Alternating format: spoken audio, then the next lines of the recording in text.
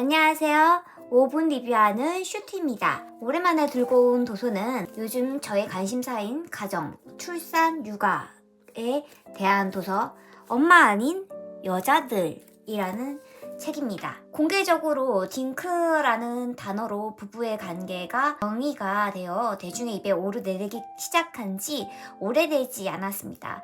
그러다 보니 가정을 꾸리고 출산과 육아를 하신 분들에 대해 비교적 쉽게 찾을 수 있으나 선택하지 않은 분들에 대한 이야기는 쉽게 찾을 수가 없었는데요. 그렇기 때문에 이 도서에 관심을 가지고 읽게 되었습니다. 이 도서는 딩크의 삶을 개인의 서사에 따라 이야기한 것이 아니라 역사적인, 그러니까 문화 배경에 대해서 이야기를 하는데요. 그렇기 때문에 내용이 조금 딱딱하고 학술적이다라는 느낌도 들어서 도서가 가진 매력적인 제목의 만큼이나 책 내용도 재밌진 않았습니다. 그래서 이 한 권을 읽는데 꽤나 오랜 시간이 걸렸습니다. 중간중간에 손이 끊기더라고요. 네, 더욱이 배경이 동양이 아니라 저자도 서양인이죠. 이 내용도 서양 위주의 배경 역사에 대한 이야기가 많기 때문에 이 동양인인 독자가 읽기에는 그렇게까지 잘 와닿지가 않았습니다. 먼저 표지를 살펴볼까요? 여성 기우죠. 그 안에 남성의 얼굴이 들어가 있고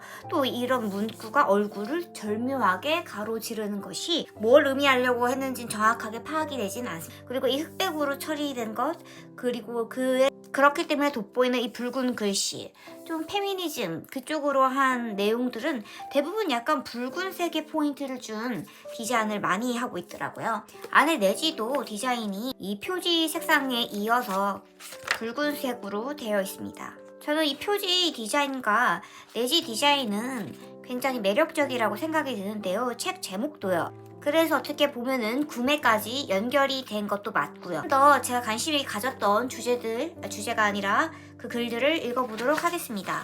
유럽의 출산율은 여성이 일하러 나가는 나라에서 더 높고 여성이 대체로 가정에 머무는 나라에서 많다. 그러니까 온전히 육아를 여성이 하게 되고 경력의 단절이 이루어지게 되면은 그것이 오히려 출산을 하는데 큰 걸림돌이 된다는 것을 이야기하고 있습니다.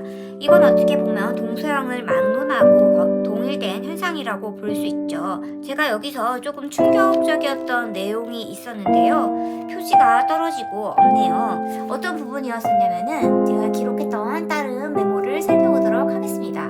1880년대부터 미국의 고용주들은 여성이 결혼하자마자 직장을 그만두게 하는 결혼 후 퇴사 정책을 실시하기 시작했다. 네, 충격적이죠. 미국이라는 나라는 어떻게 보면 우리가 선진국이라고 생각하는 나라인데 오히려 육아휴직도 없다고 합니다. 이 책이 아니라 다른 도서에 나오는데요. 제가 다음으로 읽은 도서고 곧 소개할 도서이기도 합니다. 근데 이 책의 내용도 종합해보면은 미국이라는 나라는 육아휴직도 유급휴직과 휴직이 없습니다. 꼭 그 여성의 인권이나 그 성평등의 부분에 있어서 미국이라고 결코 더 좋지 않다.